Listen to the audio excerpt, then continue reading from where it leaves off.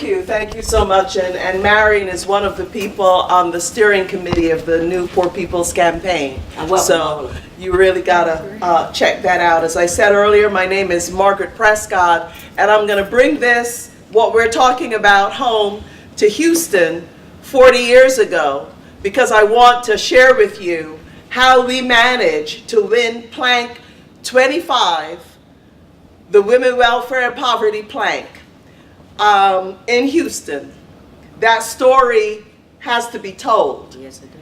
And just to say very briefly, my background, I'm an immigrant. I grew up in a small village in the global south under conditions of poverty. No running water, no electricity, even the conditions of poverty that people know here, we were below that bar, okay?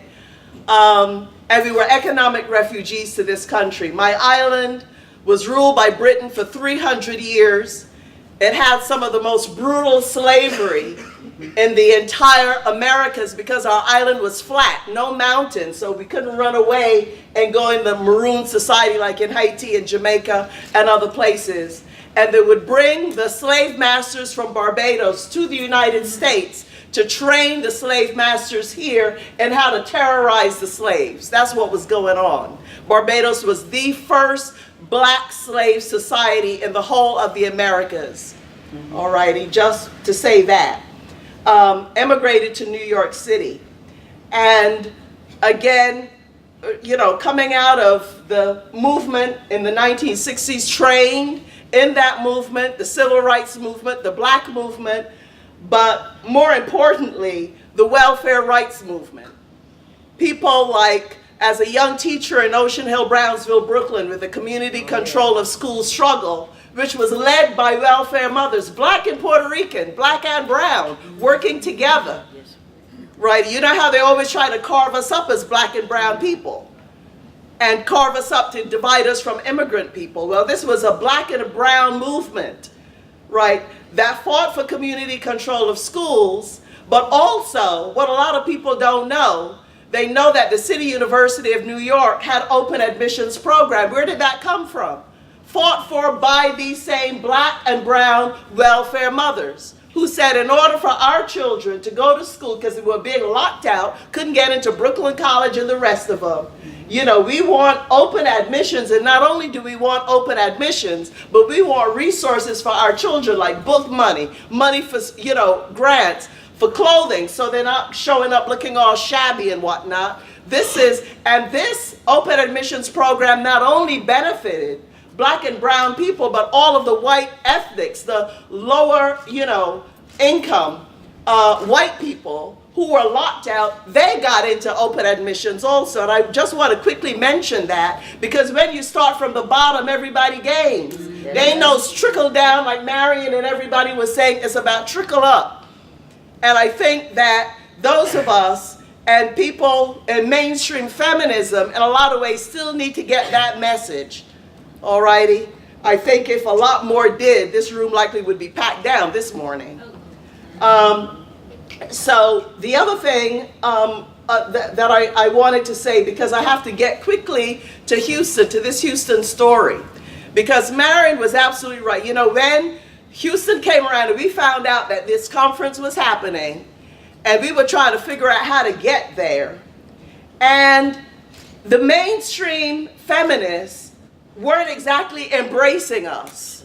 Actually, they didn't want to have nothing to do with us, because there was an agenda that they had, which was fine. We supported choice, we supported all that stuff, but were they going to support what we wanted? So what we did is we pulled together a coalition called the Coalition of Grassroots Women.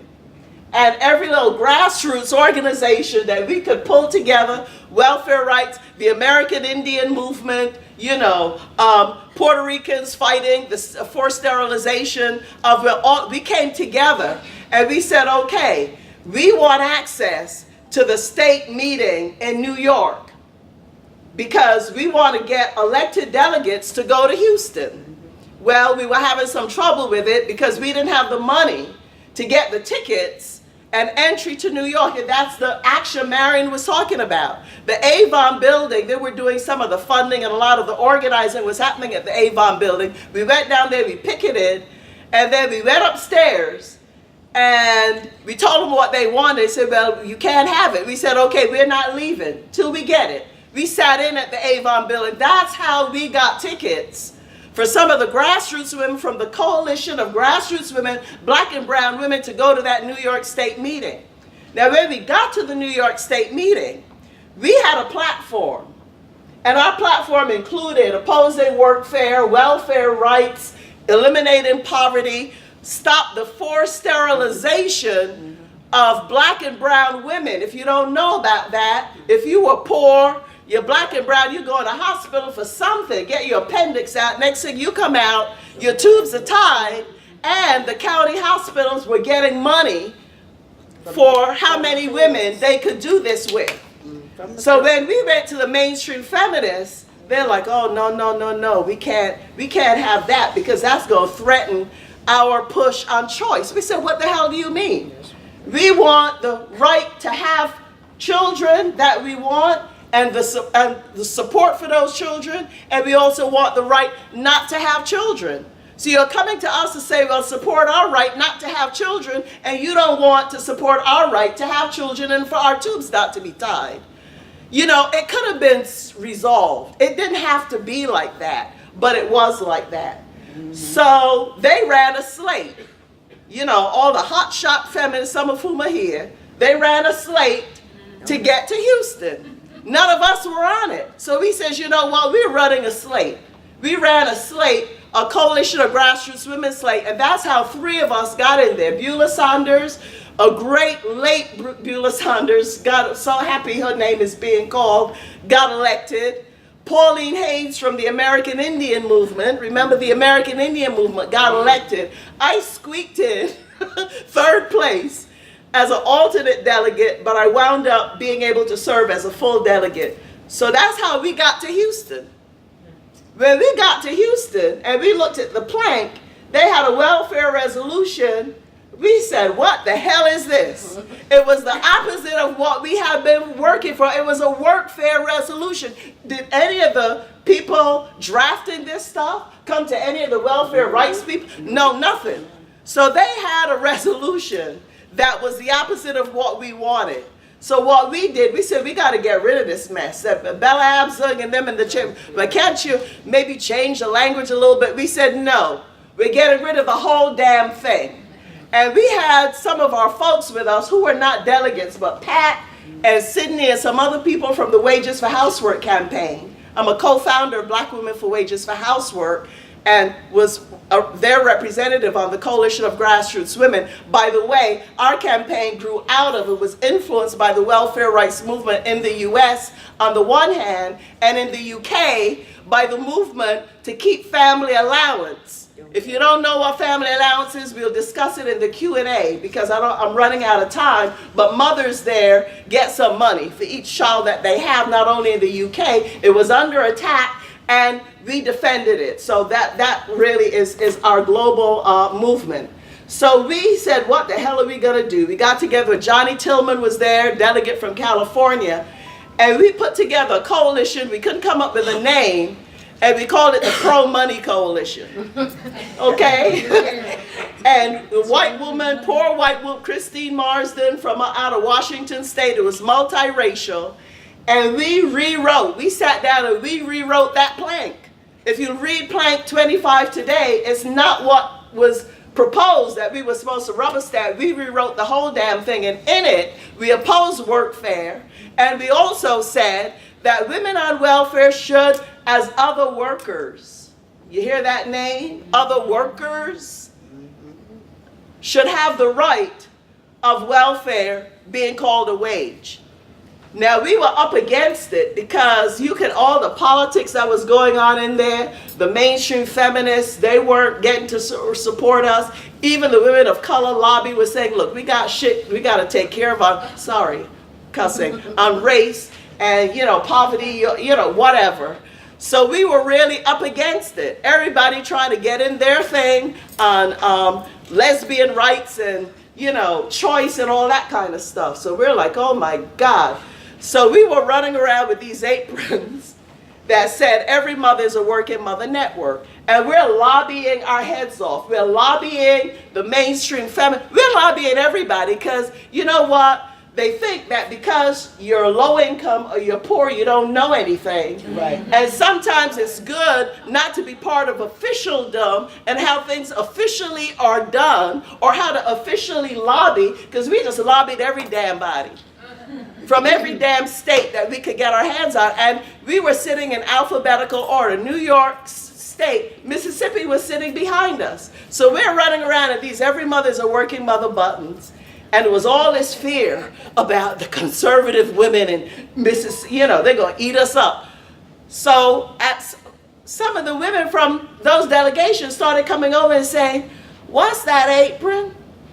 What do you mean every mother's a working mother? We like your button, because we have these buttons. So I ran it down about how mothers, you know, valuing the work of mothers and caregivers and all that kind of mess, and how they're poor women, and how that most of the women getting welfare in the United States are white, they're not black, it's been racial, and they didn't say anything. They just listened, okay? But I could tell you something. What some of us knew was that back in Chicago with the Panthers, when Chairman Fred Hampton went to the poor white hillbillies and said, you come out and support us, because in supporting us, you're supporting yourself. And some of those hillbillies came out and defended the Panthers. And he was also organizing with the Puerto Rican gangs in Chicago, bringing people together. We had that in our heads. So we weren't going to accept defeat because there were some people in Mississippi and Alabama delegation we got to be afraid of. Right. Because we figured some of them must have some poor relatives. Yeah. So guess what? When that resolution came up for a vote, and New York State, they'd better vote, because Buell and I, we were looking around. They all stood up and voted for it. We looked around, the entire Mississippi delegation stood up and voted for it. And when Mississippi stood up, so did Alabama and all the rest of those southern states. And that's how we got Plank 25. It's possible to break through those lines. We don't have to always be at each other's throats. We don't always have to be afraid of each other. We find where there is unity. And one other quick story I got to tell, because my time is up, about Houston. There was the sterilization issue. I stood up at the mic to raise objections to the forced sterilization of Black, Native American, and Puerto Rican women. And the moment I started speaking, and the chair heard what it was about, the chair, Bella Abzug, shut down my mic. She shut it down. Now, that story wouldn't have come out except for when I tell it, but I was so pissed. I called the New York State delegation a bunch of turkeys for not standing. You know, it was close to Thanksgiving. I walked off the floor, my little Afro puff and apron, you know, look young, militant. And Carol Bellamy, who headed our delegation, I think, Carol Bellamy came running after me and said, Margaret, do not go and talk to the press about this, because it's going to cause all kinds of whatever. And I'm like, Carol, I got to go talk to my people. Right, which were the ones in the boonies patting them off on the floor. Now, what neither me or Carol Bellamy knew is there was an LA Times reporter following us down the hallway, overheard the entire conversation, had witnessed what happened, and wrote a whole article about it and published it in the Los Angeles Times. So that story got out. That's just another little tidbit to tell you what we were up against in Houston. And today, all of these women have talked to you about what we're up against. I just want to tell you that after Houston, we didn't give up. We won that resolution, and it took the government 2 decades. It took them 20 years after that to bring in workfare. This was significant. You could win something and you could hold them back. It wasn't until from 1977 to 1996 that they brought in workfare. But then we went to the UN. Malcolm X said, take it to the UN. We went to the UN, we went to Copenhagen, the UN Mid-Conference on Women. We introduced the resolution there, we lost, but we learned. because we found out that you need to be able to lobby and talk directly to governments, speak to governments, and in Copenhagen, they got the government conference, then they got the conference for, to make you think that something's happening, but there was no mechanism for resolutions to go from the public conference into the government conference. We also did some work with Palestinian women there. That's another story I have no time for. So we learned our lessons. So between 1980 and 1985, our global network, the Wages for Housework campaign, we did two things. We set up an outfit and we applied for NGO status. We applied for consultative status in the UN, and we got category 2. It's pretty damn good. A lot of people just have the lower status. That's the middle one. So that means we could talk to governments.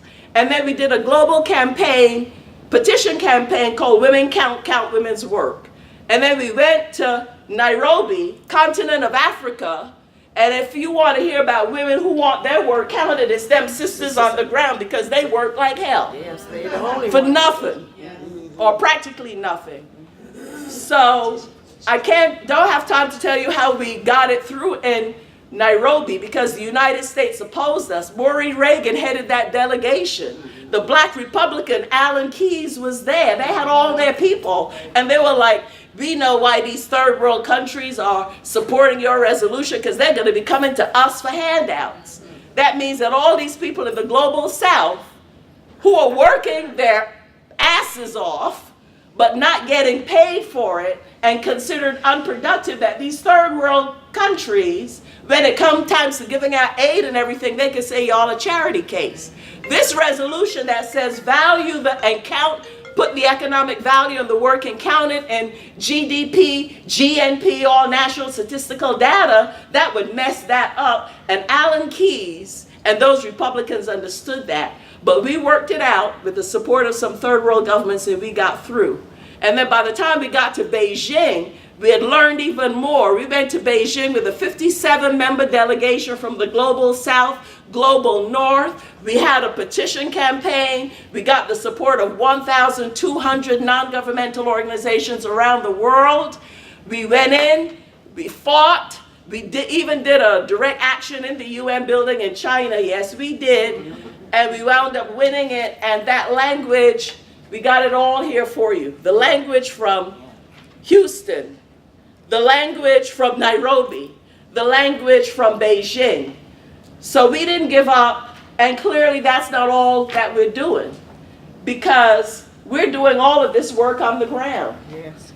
And Marion and Annie and the Pats that are here, and then I heard about the Newport People's Campaign, and I heard Reverend Barber.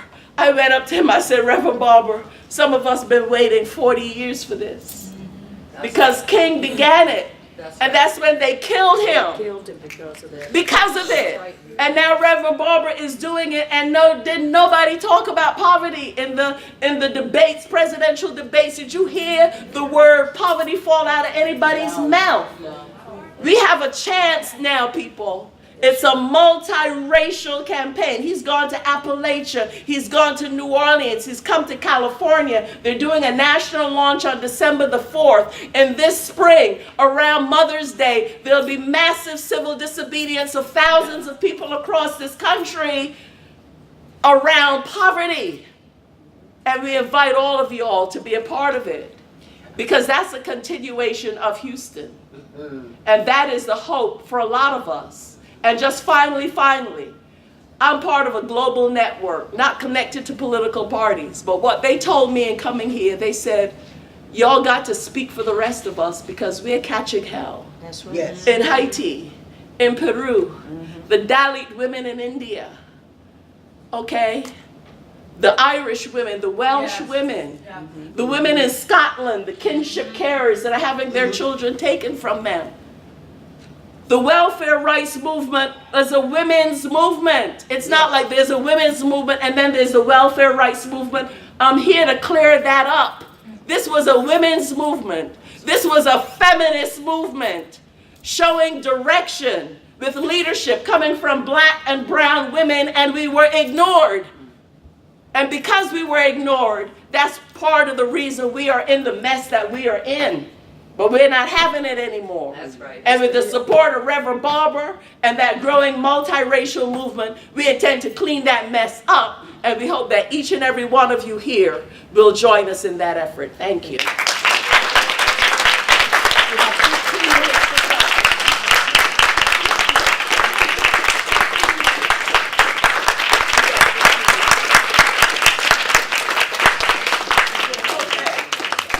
Along with Reverend Barbara is our coordinator also, and her name is Liz Spear Harris. She's a minister. And we're proud that they have stepped forward to help with this movement. Thanks.